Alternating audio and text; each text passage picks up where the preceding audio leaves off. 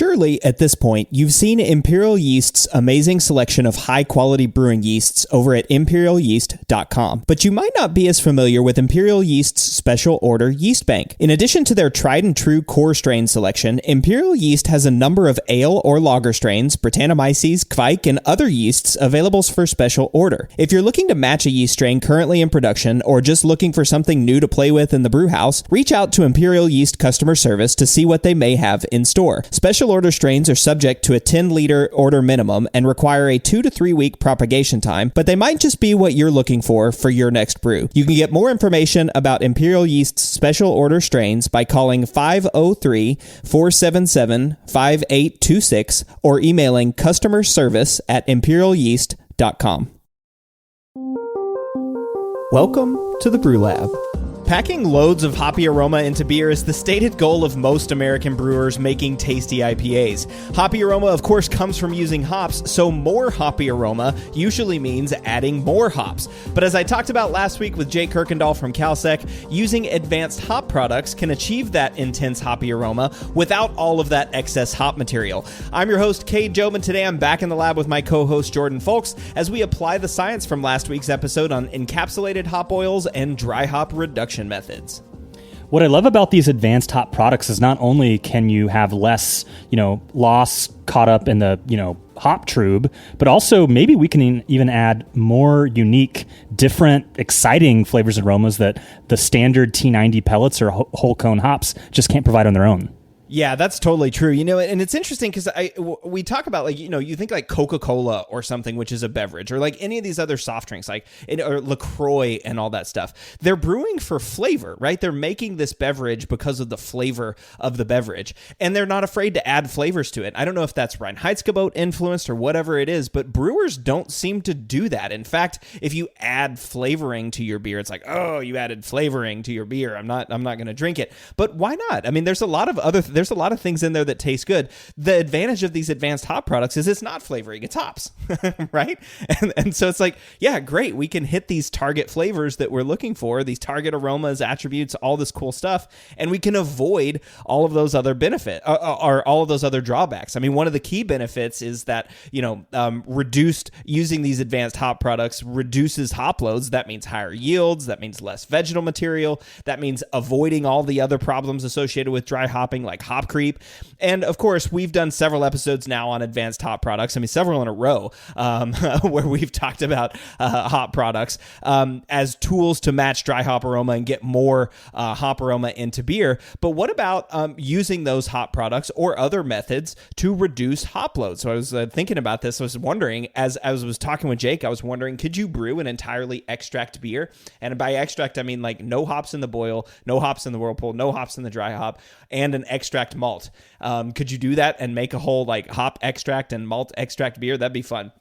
I don't know if we can, but Jordan and I are going to work through some of the dry hopping experiments that we've done at Brülosophy to see how those findings might impact how you go about reducing dry hopping loads. So hopefully you'll find some interesting information here about still hitting that hoppy flavor, but maybe not using as many hops.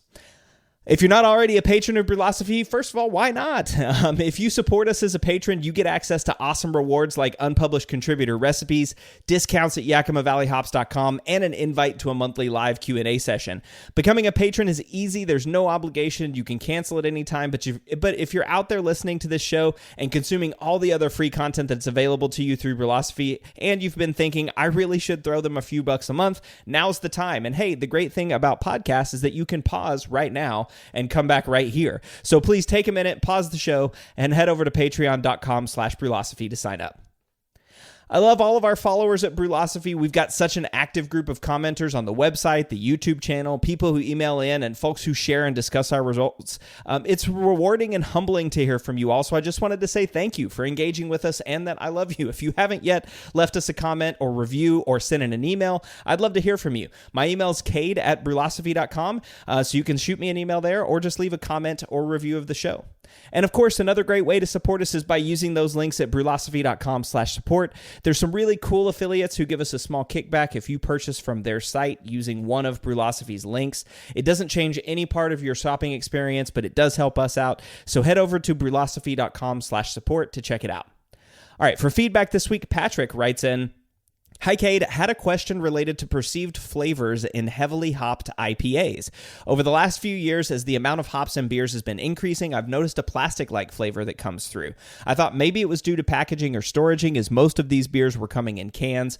One of our local breweries always seems to have it. Then I started noticing it at tap rooms. My brother and I grabbed a pint of a hazy IPA on tap, and that's all I could taste. He did not have the same experience. He described it as super juicy, ripe tropical with a bit of grass. While sampling one of the beers from our homebrew club, I noticed it there as well. It had me thinking maybe it's just how I perceive hop flavor. Like some people get a soapy aroma from cilantro. Of course, he says, I don't get that soapy aroma from cilantro. Funny enough, he says, I get a soapy flavor from beers with Centennial and Talus. Talks to a couple of guys from our club, and they mentioned they were also experiencing this. I've heard Jordan mention tasting a vinyl flavor on a few of your Thiol episodes. Curious if this is something you've experienced. Any idea what might be causing this? What do you think, Jordan? I'm not getting plastic in hoppy beers, and it makes me wonder if, Patrick's palate is starting to evolve. That is something that happens in humans, is that the way that we sense and perceive flavors can change over time. I think that I remember hearing that your sensitivity to bitterness goes down as you get older. So maybe, unfortunately, hops are starting to taste like plastic to Patrick. Ooh, that would not be good if hops were tasting like like plastic. Yuck.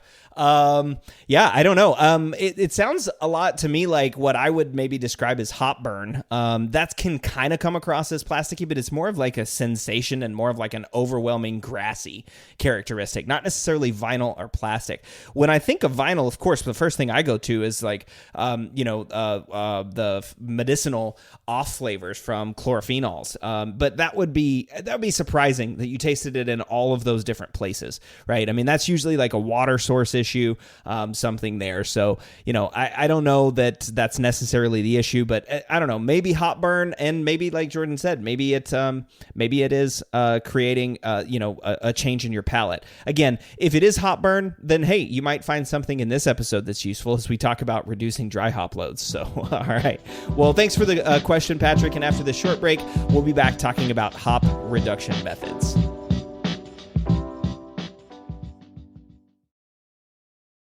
One of the biggest improvements to my brewing practices was the upgrade to stainless steel, and Delta Brewing Systems offers some of the lowest prices on high-quality stainless gear, like the Firm Tank, which holds 8 gallons or 30 liters of wort, comes with a domed lid to reduce the chances of a messy blow-off, and it can hold up to 4 psi of pressure. Delta Brewing Systems also has their own line of brew kettles, as well as one of the lowest-priced all-in-one electric brew systems out there, and their prices are remarkably affordable. If you're in the market for legit stainless gear that won't break the bank, you've got to check out deltabrewingsystems.com.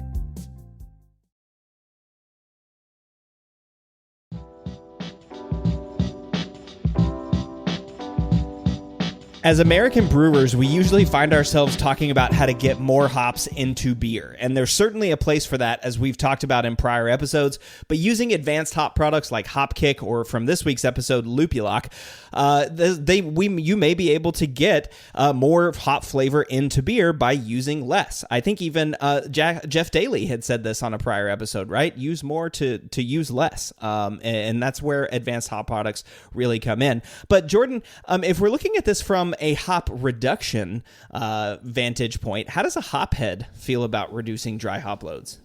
I think you have to be smart about it. There probably is a point of no return when it comes to straight up T90 additions, but maybe there are other tools in the toolkit that we can use that at the very least are reducing the amount of physical material that goes into solution, but maybe it's not actually reducing the actual aroma impact. Yeah.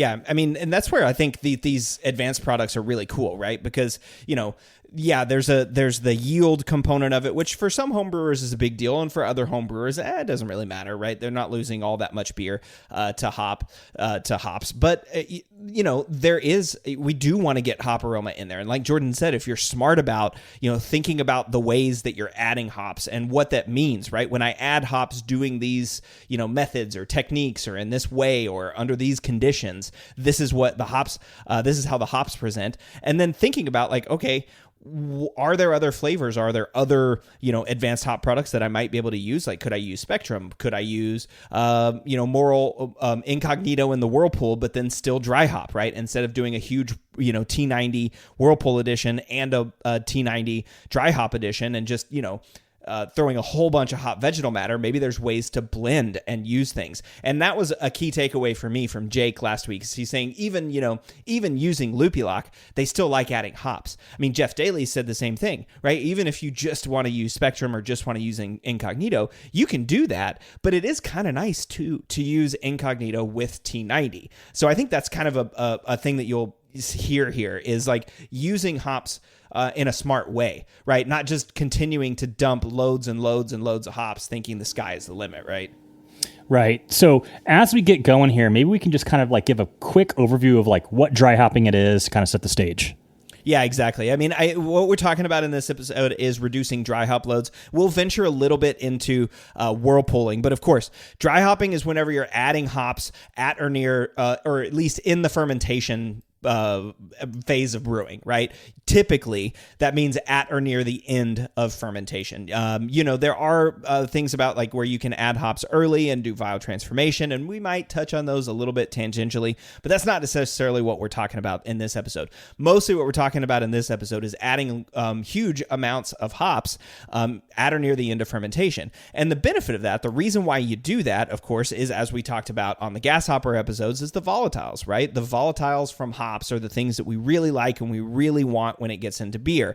If you put those in the boil, they're volatile, so they boil off. Even if you put them in the whirlpool, sometimes they're also still volatile enough that they evaporate off in the whirlpool. So the only way to get those volatile compounds into your beer is to add hops on the cold side. And so usually, though, a lot of these compounds are not very soluble in beer. When we talk about like the terpenes and sesquiterpenes and terpene alcohols, those aren't super soluble. And so that one of the things that we want to do is try to get more of those compounds into beer because we like those compounds, but that requires huge amounts of hops. And that comes with a lot of drawbacks, right, Jordan?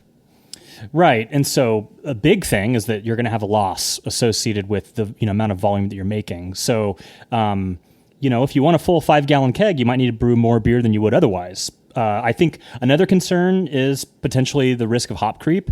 I think that brewers are getting a little bit better about that. There's a lot of tricks that we're employing to really negate the issues related to hop creep. I'm curious, in the notes here, you're saying we don't have to really worry about that at the homebrew scale. Why do you think that is? Well, I think you do have to worry about it at the homebrew scale. It's just interesting that the homebrew scale isn't necessarily as limited on time as breweries are, right? And so at the homebrew scale, you're usually waiting, right? You're adding hops probably within a degree or, I don't know, near the end of your fermentation, right? We would say as commercial brewers, like a degree or two of Plato before the end of your fermentation. So that's like, I don't know, 10 or so, or I guess 8 or 10 specific gravity points. But anyway, you're adding those hops at or near the end. And then a brewer is looking to turn over that fermenter really quickly, a commercial brewer, right? They're looking to turn over that fermenter so they can put another beer in there and sell that beer. As home brewers, yeah, we have that pressure a little bit, but it's also okay to let that beer set for an extra week in the fermenter, right? And in fact, I find a lot of times with home brewers, you let it sit an extra week after you got the dry hops on there because you didn't have time to keg it, right?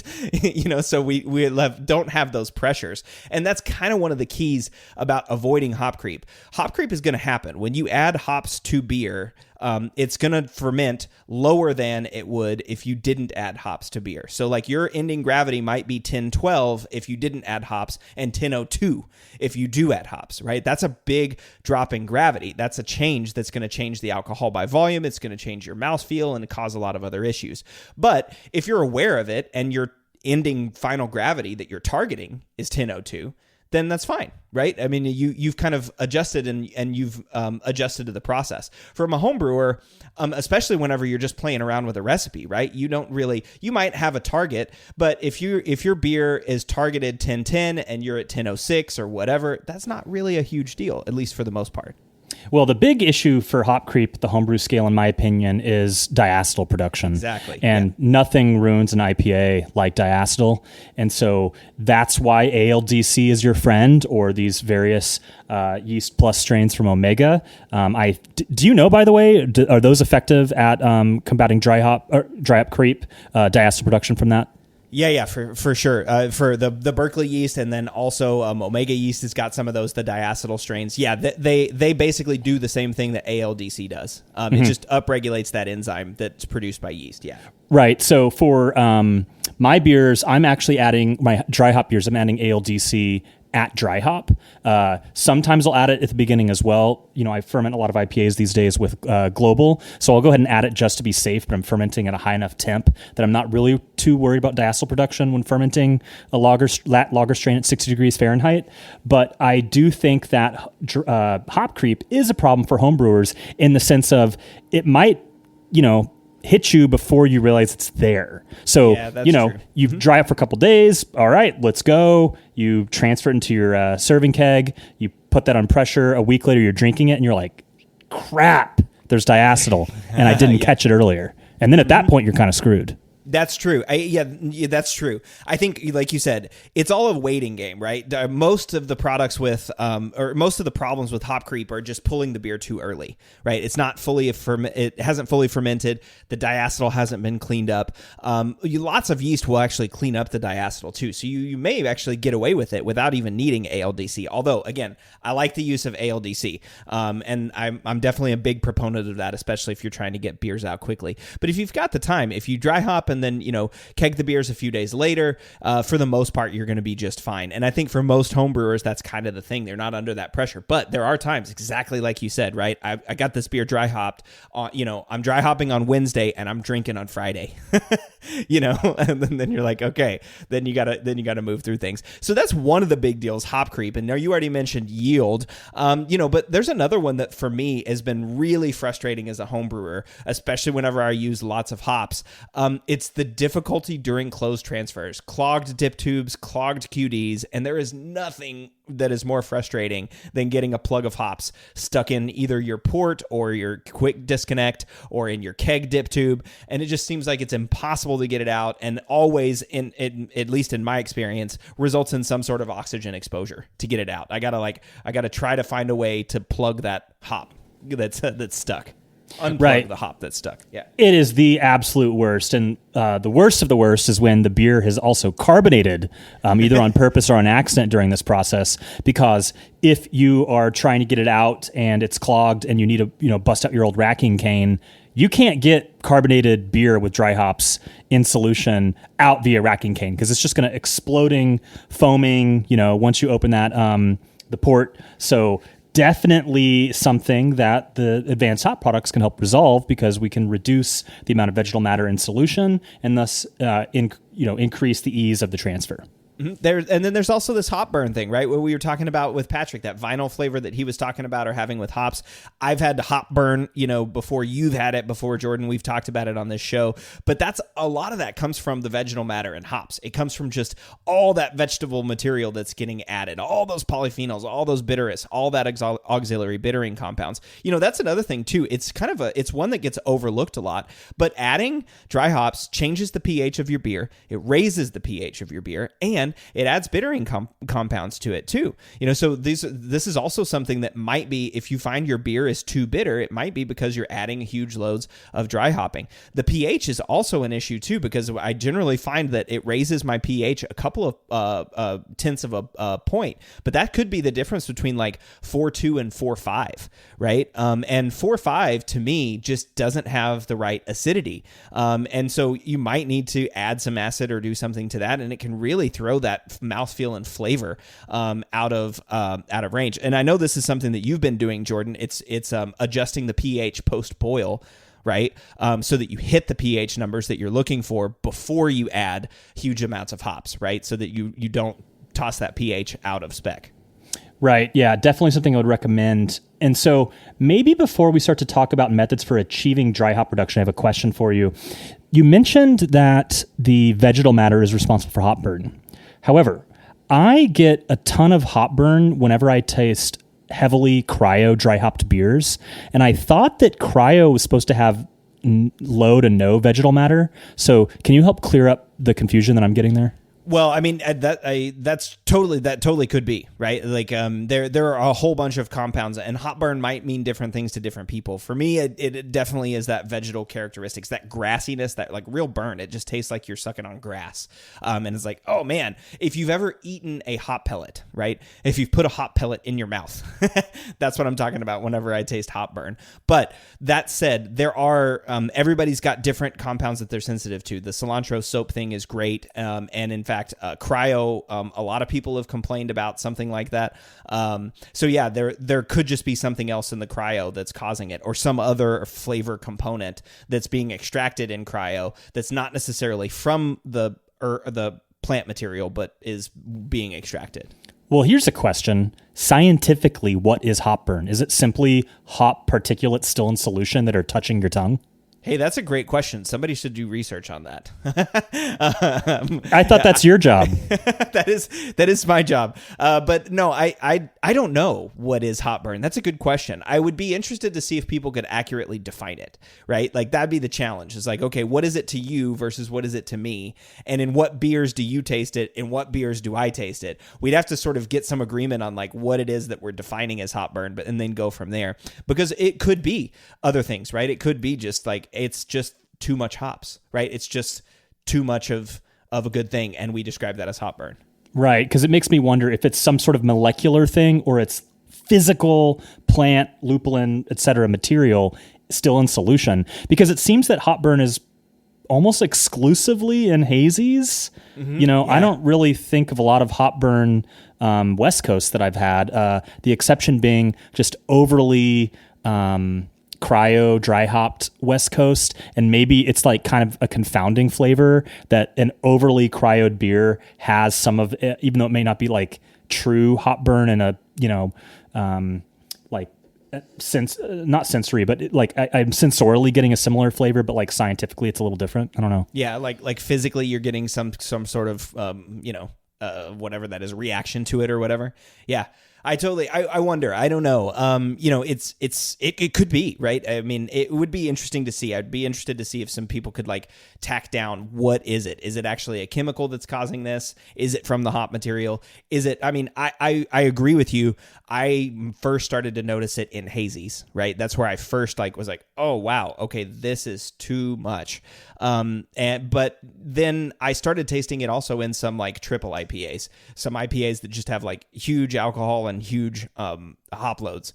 And even one time I actually like drank a can of hops, and they apparently didn't filter because there was hop material sitting at the bottom of the can. So I went for the last drink of the can and was just like, oh my God, what is that? And I had been tasting it for most of the can, like, man, this beer really sucks. Like, what is going on in this? This is not great. And I just got slammed with a whole bunch of hop stuff in the bottom. But I don't know that that's the best experience or descriptor for hop burn. I'm just sharing that as a personal anecdote. But again, as we talk about advanced hop products, and as we talked about last week with Jake, one of the big benefits of using those is avoiding things like hop burn. And so, one of the keys, if we want to talk about methods for achieving dry hop reduction, is of course using fewer hops. And I feel like anytime we talk about dry hop reduction, we have to start by talking about that dry hop saturation point study. I mean, I know you and I discussed it early on in one of our very first Applying the Science episodes.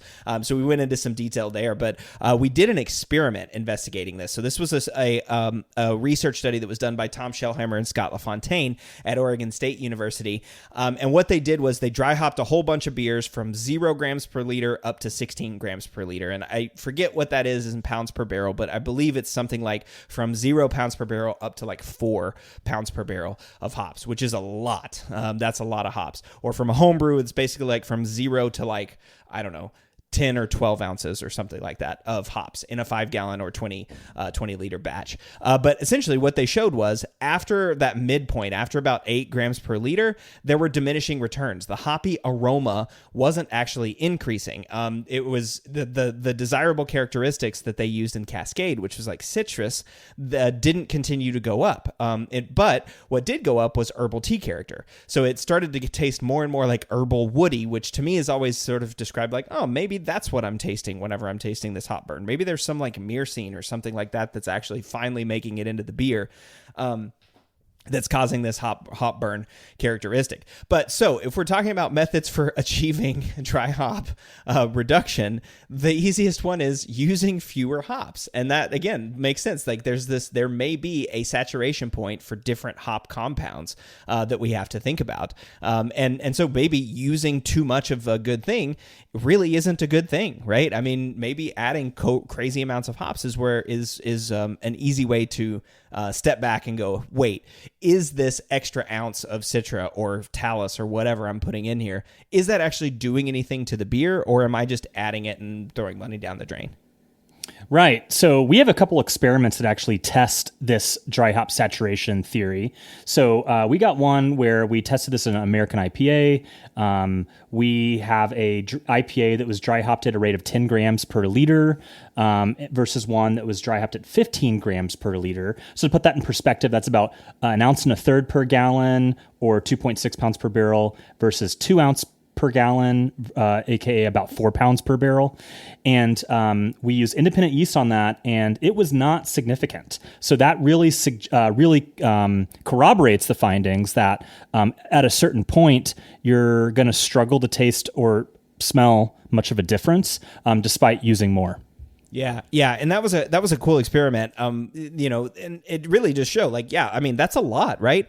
1.3 ounces per gallon, so that'd be like 6 ounces per gallon versus 10 ounces per gallon, right? Per 5 gallons. Per 5 gallons, yeah, exactly, right? 6 ounces for a 5 gallon batch versus 10 ounces for a 5 gallon batch. And so that extra 4 ounces didn't do anything. It didn't make the beers taste any different. So if you're adding that extra 4 ounces, one, that's expensive, right? Hops are going to be expensive to add that kind of hops to it, but it didn't do anything, which I think is really, really interesting to talk about. So yeah, reducing your hop load is one. Actually, reducing the physical amount of hops that you use is the easiest way to reduce hop load. But if we're trying to preserve flavor and aroma, and let's say that you're under that, right? That's using copious amounts of hops. What do you do when you're just like, okay, I want to maybe use fewer hops or to avoid all these challenges of transfers and yield and all that stuff.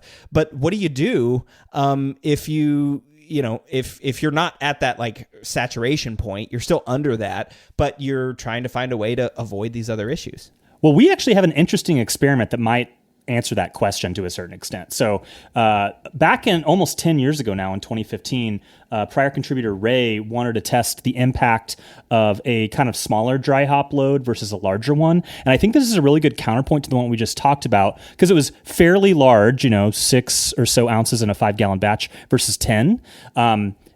And that was not significant. Well, what he did was a fairly stark difference. So he's got an American IPA here. It's the old school Mac IPA recipe from yesteryear. That was a really popular recipe back in the day. And he tested 180 gram dry hop in a 5 gallon batch versus 60 grams. So that's what, 2 ounces versus 6 ounces, right? So now that is a fairly small dry hop load versus a normal-ish, high-ish one. That actually was significant, and they got 15 out of 27.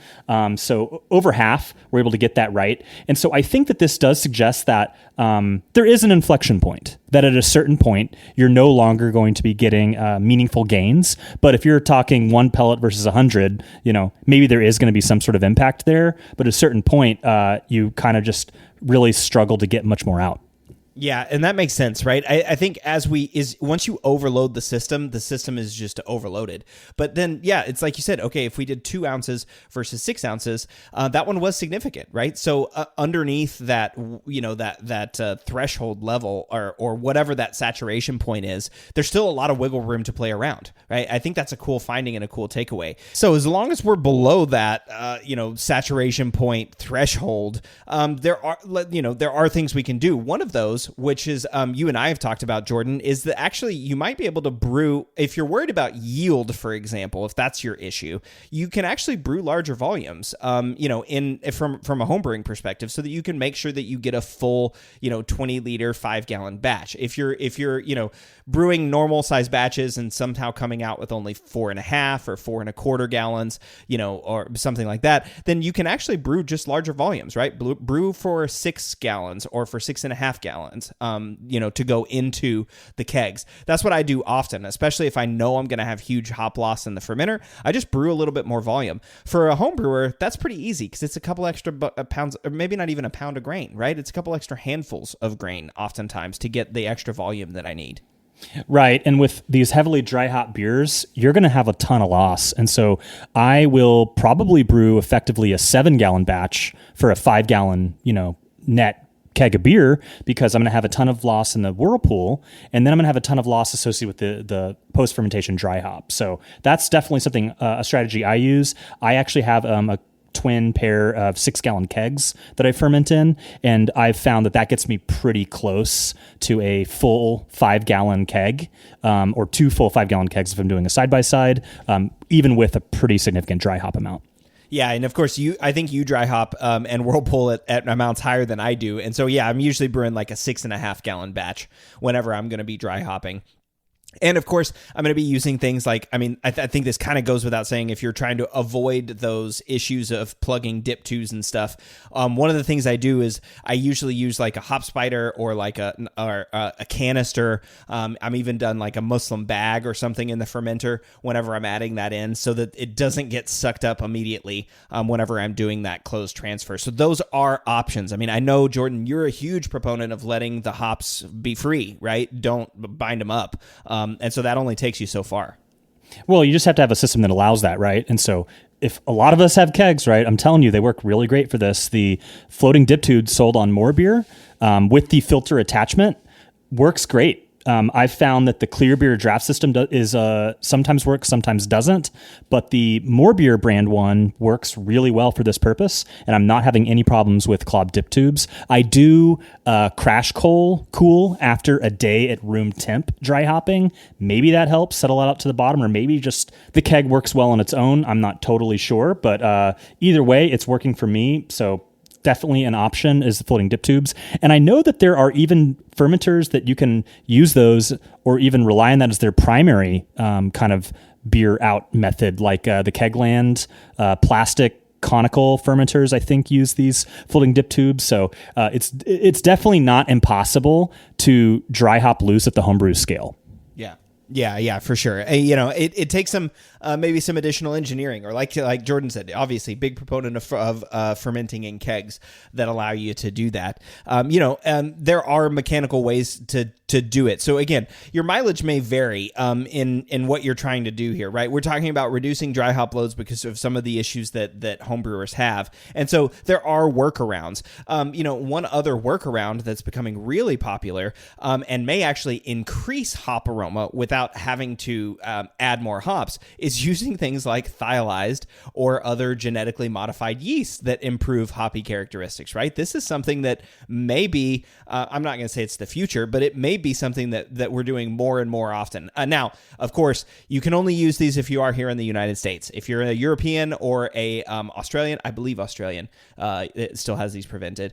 Certainly, if you're a European brewer, genetically modified yeasts are not going to be available to you, so you're not going to be able to use these. But American brewers, if you're trying to get more, using a genetically modified yeast can be super helpful. We talked about that with Mitch Steele and Laura Burns, where we talked about using thiolized yeasts to strike a balance. And that was one of the issues that both Mitch and Laura talked about is you can use these to really improve thiolized character. Omega has 2 versions, right? They have 2 versions of their Chico. One that they call, I can't remember the exact trade name for it, but it's like the low thiol version and then the super thiol version, right? One of them is meant to be used without dry hops and one of them is meant to be used with dry hops. But the goal of both is to increase that thiol fruity flavor and characteristic. So that's one of the things that you can do. And that's an easy thing using thiolized or other genetically modified yeast. There's also like the thiol powders out there there that add precursors that might be available for yeast and stuff to use. So there are other ways to do it. And of course, advanced hop products like what we've talked about, or like what we talk about in this show with Jay Kirkendall. But before we take a break and before we go into advanced hop products and our experiments using those, we can also talk about what about like the differences between hop format, like whole cone versus pellets, right? Whole cones seem to take up much more surface area and volume if you use those. They're much harder to deal with than pellets, but do they have a flavor impact? Well, Will, when he was in the Brew Club, before he was a formal contributor, actually tested this out with a Sierra Nevada clone, which is famously using Cascade. And so he did 85 grams with either whole cone or pellets, and just about half of tasters, which was not significant at that sample size, were able to detect the difference. So not on average, the average taster could not reliably distinguish a beer made with whole cone or pellets. So if whole cones are going to cause more loss, certainly pellets would be one approach. I will say that I really like both, and so another way to go about this is blend. And use a little bit of whole cone and a little bit of pellet, even if it's the same variety. I've found you can get a lot more nuanced flavor there, and then you're not having to use as much whole cones if you're blending in pellets. Yeah, that's a great thing. And blending is a really interesting idea. It's one of those things I think brewers should start to do more often. And not just blending different hop varieties, but blending different formats, and also maybe potentially blending yeasts. I'll go out there and say that and lean that on the limb. But yeah, so whole cones versus pellets. The pellets are going to take up a little bit more surface area, or a little bit less surface area than the whole cones, and you get a little bit more bang for your buck with the pellets. So that is an opportunity if you're looking to reduce dry hop loads and you're using whole cones. You can either, like Jordan said, blend whole cones and pellets, or ditch the whole cones and go with full pellets, at least as this experiment showed by Will. All right, we're going to take a quick break, and then we're going to start talking about some of those advanced hop products, how they can help you reduce dry hop loads, and then we'll get into some of the other experiments that relate to dry hopping to see how our experiments have influenced how you might reduce dry hop loads.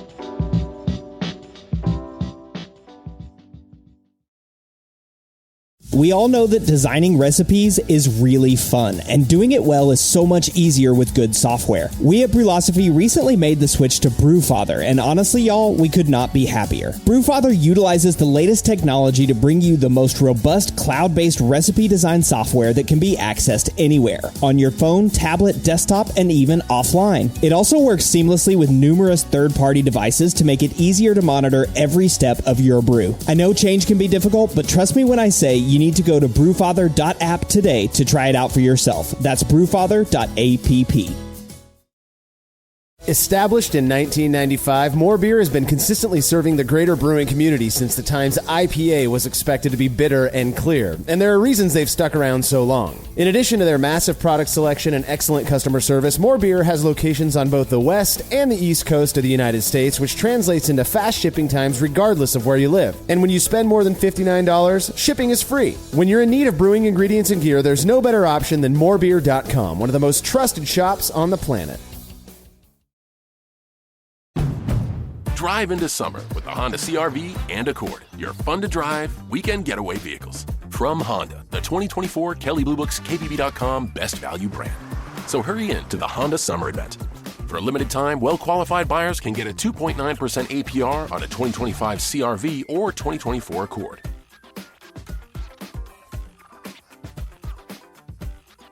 See dealer for financing details based on 2024 Consumer Choice Awards from Kelley Blue Book. Visit kbb.com for more information. Chicken tacos should only be trusted to chicken professionals. That's where we come in. Introducing Zaxby's new chicken finger tacos. One comes with pico de gallo and creamy chipotle ranch. And the other comes with bacon, lettuce, tomato, and avocado ranch. Chicken experts since 1990. Chicken taco experts since now. Order yours today in the Zax Rewards app. Woo, saucy! Zaxby's.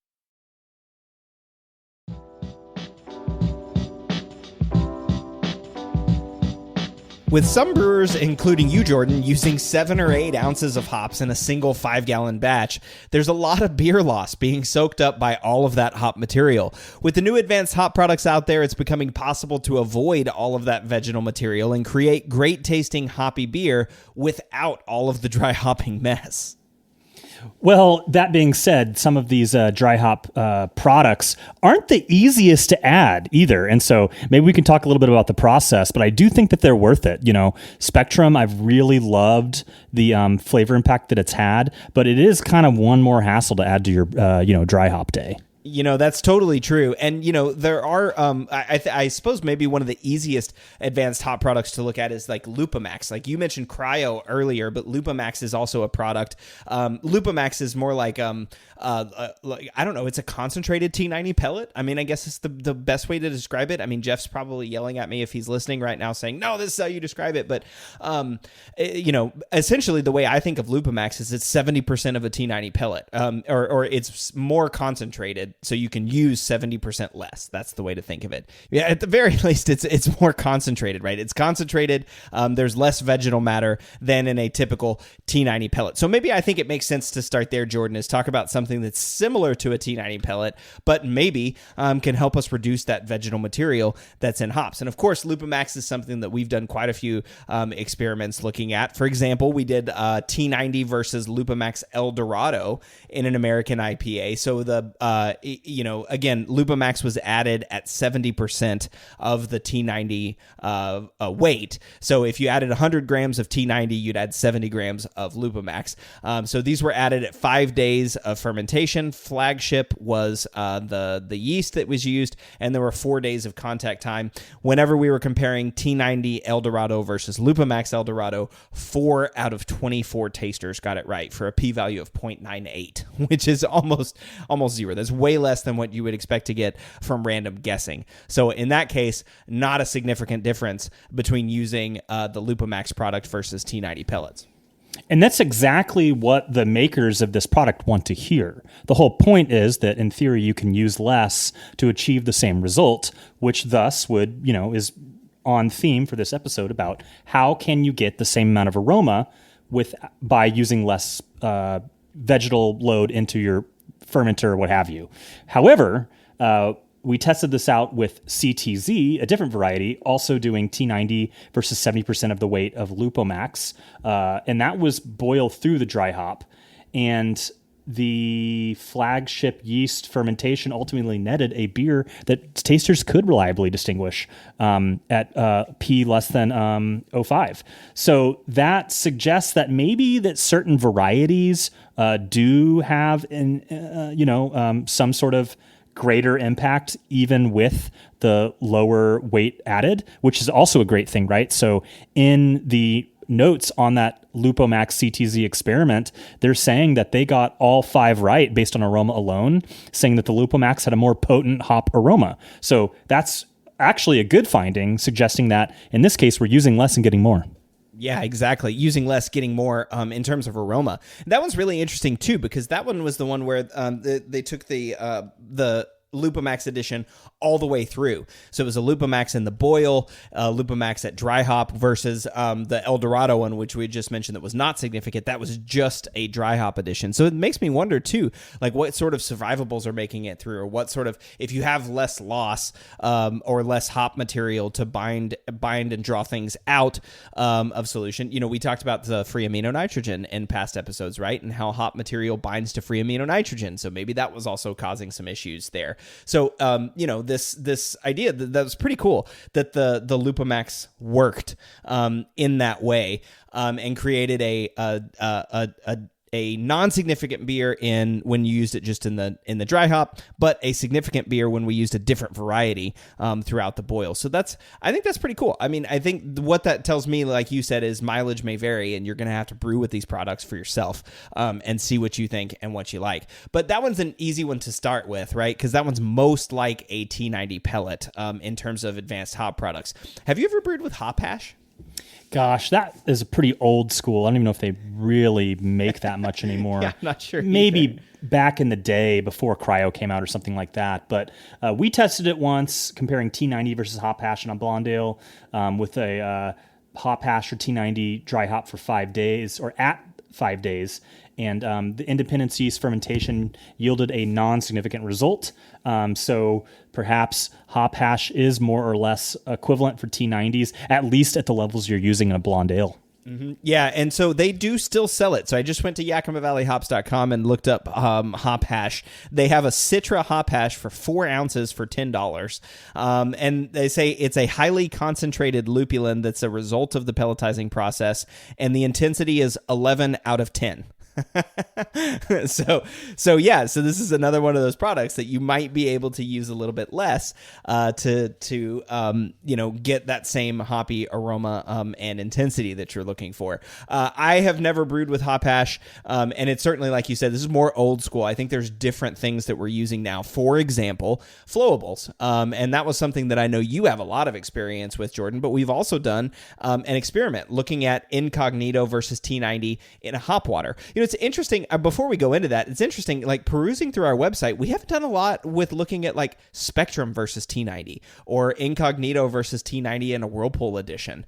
We looked at it incognito versus T90 in a hop water, which we'll get to in just a second. But as far as I'm aware, I can't see any other experiments where we've looked at flowables versus T90. So it sounds like some opportunity here for us to do some more experiments. Yeah, and I'm probably the one that would do that. And I just for you to do. Kind of been racking my brain around like what's the best comparison there, because they're not really 100% equivalent. I think that the T90 versus Lupomax is a little easier of a comparison, and obviously we're getting mixed results from that. So definitely something I want to mess around with. But, you use these and they're really mostly used in heavily hopped IPAs. So it makes me wonder how easy it would be to detect the signal there when there's so many other hops going into these beers. Yeah, that's true, and I mean, it would be interesting. I'd love to see a beer that just had like incognito at the Whirlpool and T90 in the Whirlpool, and then no dry hop addition to just see what happens. We go from there. But we do have one experiment where we looked at it in a hop water. So in this case, this is the trick, right, is calculating the amount to use for incognito to relate to a T90. And so in this case, Ryan used 56 grams or 2 ounces of Citra incognito versus 112 grams or 4 ounces of Citra T90 as a dip hop. All right, so incognito or Citra T90 as a dip hop, but basically double the amount if you were using T90. So half the amount of incognito. House yeast was used in this one. Again, it was in a hop water, so it was fermented using house yeast. Not that the house yeast is intended to create a big flavor impact, but as you've shown, Jordan, and as we talked about on the hop water episode, certainly does seem to help out the hop water characteristics. But this one, 6 of 20 got it right. Although Ryan, the brewer, did mention in his notes that he picked the beer, the hop water. He picked the different hop water out 6 of 6 times in semi-blind triangles. So I don't know. What do you think about that one? Well, Ryan has left the crew to pursue a career in hop water production, so it doesn't surprise me that someone that's this tuned into hop water could taste the difference more readily apparent than an average, random sample. But another thing I want to point out here is this is the second episode that you've gotten this wrong, Cade. It was 20 grams of Citra Incognito, which is the single little packet. 2 ounces would be pretty crazy. Oh man, I can't believe I messed that up again. 20 grams. That's exactly right. I'm sorry, I messed it up again. I apologize, everybody. So 20 grams, 1 package of Citra Incognito versus 4 ounces of Citra T90 as a dip hop. So thank you for catching that. But yeah, so this one again, Ryan, like you said, is pursuing a career in hop water. But his tasters, 6 of 20 got it right. So yeah, it seems like you might be able to use these pretty interchangeably. And again, I think as we talk about these advanced products, right? I'm sure there's a point where you can hit it right? And you can hit it on the head if that's what you're going for, right? Once you've got the calculation down on your system, you can probably reliably interchange a T90 versus Incognito and and get a beer that's not all that different. That said, I think there are things from hops that are not in Incognito and not in Spectrum, right? So there may be some other characteristics that make your brewing life easier, like added polyphenols for shelf storage, or maybe some additional bitterness, or maybe a little bit of a pH increase that you might want from some of that T90, addition. So there are things that we may want to keep in beer and not just ditch dry hops completely, right? I want to be clear about that. I'm not really advocating any method on this show. We're just talking about our experiments, but I'm not advocating to ditch dry hopping completely. I like the blending idea, and I think that's important here. Keep using Incognito and T90. Well, that's it for the advanced hop product experiments that we've looked at with Brülosophy, but there are a lot of other methods for getting hops into beer. So we wanted to talk about some of those other methods, how they might influence what you do as a brewer, and how our experiments might impact what you do in terms of reducing dry hop loads. So one of the ones that I think is really interesting to start with, and it's one that people talk about all the time, is double dry hopping, right? Everybody's like, double dry hopping. I need to spread out the timing so that I can get more aroma into the beer. If I dry hop at day 2 and then at day 4, I get more aroma in the beer. And we've done an experiment looking at that in an American IPA. And so in this one, you got 56 grams of Centennial and 56 grams of Citra Lupamax, either at 6 days only or split between day 3 and day 6 of fermentation. Flagship yeast was used in this case, and unfortunately, tasters were not able to taste the difference. So 6 of 28 for a very high p-value. So in this case, double dry hopping, spreading out the timing in an American IPA, didn't seem to have a significant tasting difference. I find it funny you said unfortunately, because I would say fortunately, right? I really like this non-significant finding because it helps me feel a little bit better about not wanting to go through the extra stress and time of splitting these dry hops out. The other thing I'm always worried about is oxygen introduction when it comes to a dry hop addition. And so if you can add it all at once, it's easier and, literally cuts the potential for oxygen exposure in half. Yeah, exactly. I mean, if I only have to open up the fermenter once, that's awesome, and that's certainly something that is a downside of dry hopping. Exposure to oxygen should be avoided in all hoppy beers, really in all beers generally. But I say unfortunately because this was a thing that people were talking about all the time. I mean, how many times did you see double dry hopped on a can, right? Like, okay, great, you put the hops in twice, but really, is that causing any issue? Now, and we mentioned earlier the hop saturation point, and that's one of the reasons why I think it's interesting to bring up double dry hopping, is because Matt Skilstad of the Brew Club also did a experiment where he was looking at both this like double dry hopping phenomenon and the dry hop saturation point. So what he was curious about is, okay, sure, if you add 16 grams per liter of hops at the end, right, you're just dumping a huge amount of hops all at once. What if you layered on different results? This is something you and I discussed in our last ATS episode. Like, what if you started at day 2 and you did 2 grams per liter, and then at day 4 you did 2 grams per liter or 4 grams per liter, and so on and so forth, and you spaced it out over time? Could you sort of layer in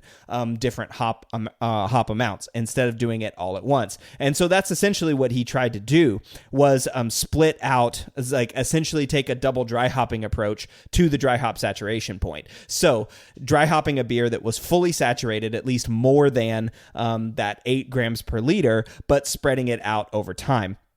And unfortunately, this was a COVID protocol, but he was not able to get it. So this was where he was doing tetrads. So 4 beers, 2 are the same, 2 are different, and you have to group them together. For that, out of 10 semi-blind triangles, we would expect 7 in order to reach significance. But he only got 6, which is close, but not quite. So again, even it seems like that double dry hopping, by spacing out things, you're not increasing the amount of hoppy compounds that make it in, right? Again, he's at the saturation point already, so we're talking about already oversaturating the beer. Layering it doesn't seem to work. So these are kind of 2 topics that talk about not only adding more hops doesn't necessarily achieve the results that you want, but also double dry hopping, doing it twice in a row or 2 days in a row, doesn't necessarily seem to impact. So if you're looking to reduce hops, reduce the amount of hops that you use, right? And that's especially if you're over that dry hop saturation point, you may be able to reduce those hops in general and just do it that way, right? Avoid your hop loads that way. But there are lots of other things that you can do to dry hop and also reduce hop loads, right? Right. And so I guess what this is leaving me wondering is I wonder how the dry hop saturation point is impacted by these flowable advanced hop products, right? For example, we've talked about in the past the limitations of that study in the sense of, one, they were only testing aroma. So that study is not conclusive as to whether there's a flavor impact. And I know that you would argue that aroma and taste are intricately related, and that's obviously true. But nonetheless, maybe there would be some sort of even mouthfeel impact, aka hot burn, right? But two, that was Cascade. And like I think even Shellhammer has admitted, maybe you would see different results with different varieties. And maybe this curve is different once you use different hop varieties within that context, because they have different, volatiles that are being extracted, different levels of survivable A versus B, et cetera.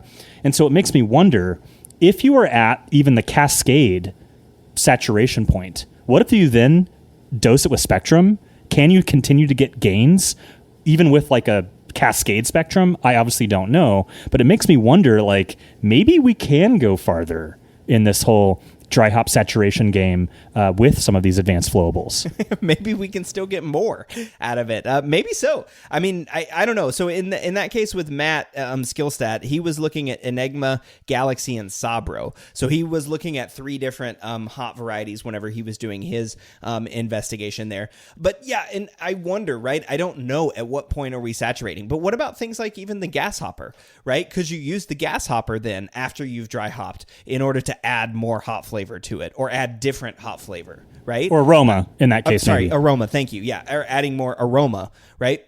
Maybe you could use these other techniques. Or what if you could use something like the gas hopper to get that aroma characteristic to the level that you want and use less, right? Instead of using 4 ounces, in a dry hop, maybe you'd be able to use 3 ounces or 2 ounces or something, so that you can even you don't have the yield issue using the gas hopper, right? Because it's totally separate. You're not losing the beer to any hop material, but you might also then be able to use fewer amounts of hops, saving money. And saving on sales. Actually, not, right? Because they're using hops in the gas hopper. It's just not in the beer. Correct.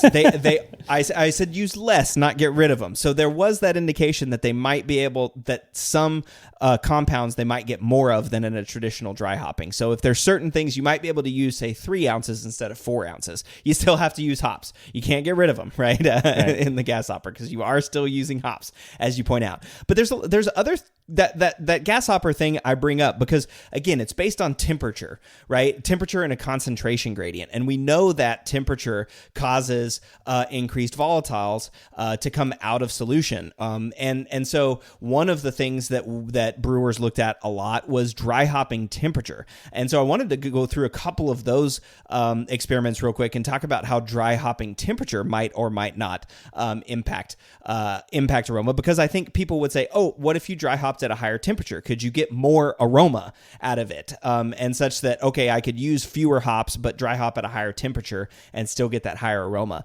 So what did the experiments say about dry hopping temperature?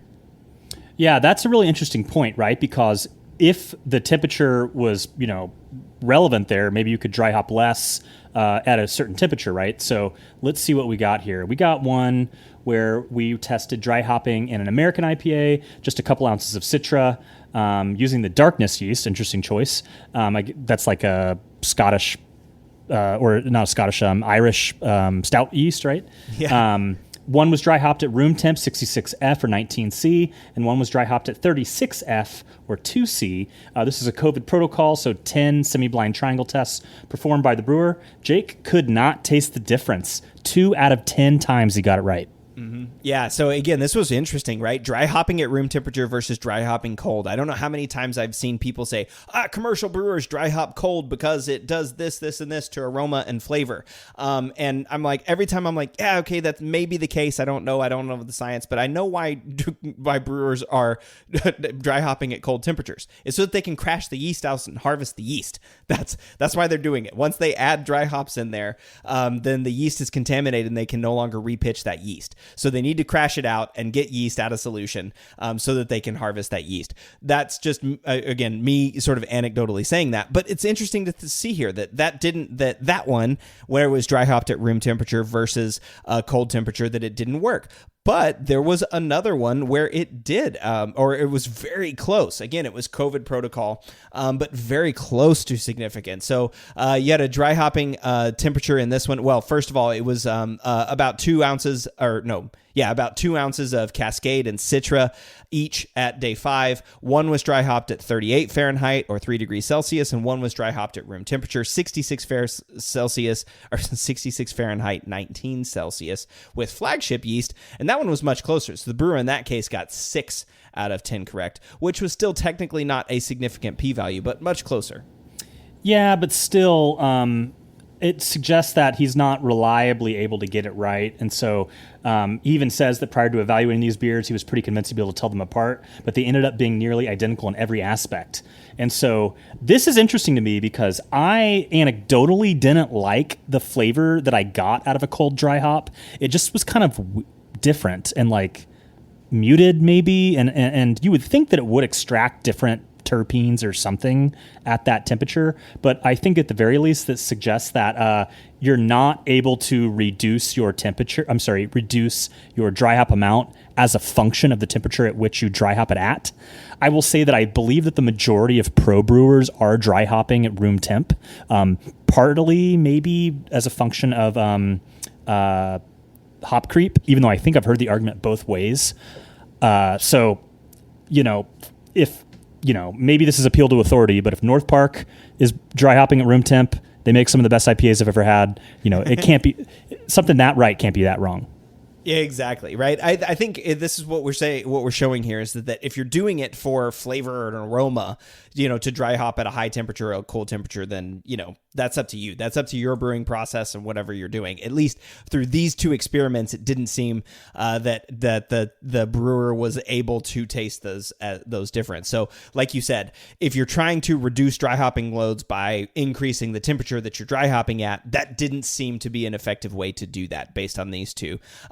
We do have experiments looking at pH and acidification, but again, pH and acidification, those are going to change flavor, not just aroma as well, right? If you change the pH, that's going to change the mouthfeel. It's going to change the perception and body. So I don't know. We don't have, for example, a pH dry hopping experiment where we could say that, changing the pH at a dry hop caused a different. We don't have that experiment, at least as far as I'm aware. So unlike the dry hopping temperatures where we can say like, okay, dry hopping temperature didn't matter, we don't have one that's particularly looking at pH. Well, actually, the very first experiment I ever published was testing the pH of a dry hopped post boil acidification of a IPA, and it was significant. And so this is relating to counteracting the inevitable pH rise associated with a dry hop beer. So an American IPA, I acidified the mash appropriately, but then only one of the 2 batches received a post-boil acidification. And it was interesting when you looked at the pH of the finished beer, they weren't that far off. But nonetheless, tasters could reliably taste a difference. And they both were actually pretty good. And the other thing that was kind of weird was that both had a kind of a lower pH than I would expect anyway. So maybe if I had added some sort of, pH increasing agent, that the difference would have been more pronounced. But nonetheless, tasters could tell the difference. But it didn't really demonstrate whether or not we can reduce dry hop loads as a function of acidification following the boil. Yeah. That I think was my main point, right? Is yes, we've looked at pH, like you said, post-boil pH, and we've talked about that could counteract dry hopping, right? Post-boil pH adjustment and then a dry hop could certainly counteract some of the issues with it. But again, if we're looking to change the pH or acidify or something to increase or decrease hoppy flavor or to reduce the amount of hops that we're using. Yeah, nothing that I've seen would be that case. Although, again, pH and acidification may change how much of those volatiles go up into the beer. So that's something that might be possible in the future. But it's kind of funny too, because the whole point of the post-boil acidification in the case of the IPA is to counteract the relative increase in pH via the dry hop. So if we reduce our dry hop load, we don't need to reduce the pH as much. Yep, that's one of those fun tautologies, right? And that's a great point to bring out and talk about. I think it's important to think about, like, these are the different tools that you have. It's funny to think about, like, here's all the different ways that we've tried to mitigate dry hop issues, right? Like, here's post-boil acidification. Here's ALDC. Here's, doing it at cold temperatures. Here's, XYZ thing that we've tried to do to mitigate this. When maybe... like we said, using advanced hop products might be a really easy issue. We talked earlier about thiolized yeast, and so one of the products that I actually tested one time was a thiol-releasing enzyme that's used in wines. It's called endozyme thiol, and I did that in an American Pale Ale where I had Cascade. I had an ounce of Cascade that was added at dry hop, either with the endozyme thiol or without. The flagship yeast was used in that case, but it was not significant. In that one, I think that was right at the beginning of COVID. So I only had 16 tasters, but only 7 of 16 got it correct, which is a P of 0.26. So not significant at that level. I think I was one of those tasters too. I think you brought it to the my homebrew club meeting, and I recall them being very similar. Mm-hmm. Yeah. I think this might have been right before I left Austin. I don't exactly remember, but either way, it doesn't matter. In any event, yeah, they were very similar, and there was no really big thiol pump or bump from that. So the using enzymes may vary, but thiolized yeasts certainly seem to play that role. So thiolized yeast or other genetically modified yeast certainly seem to increase thiol character.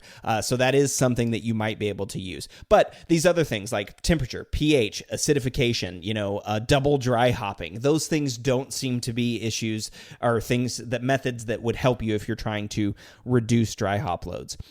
So that's something interesting to think about as we go forward. Well, are there anything else that you would think about, Jordan, if you were thinking about reducing dry hops or any of our experiments at Brülosophy that we've done? Are there other things that you would consider?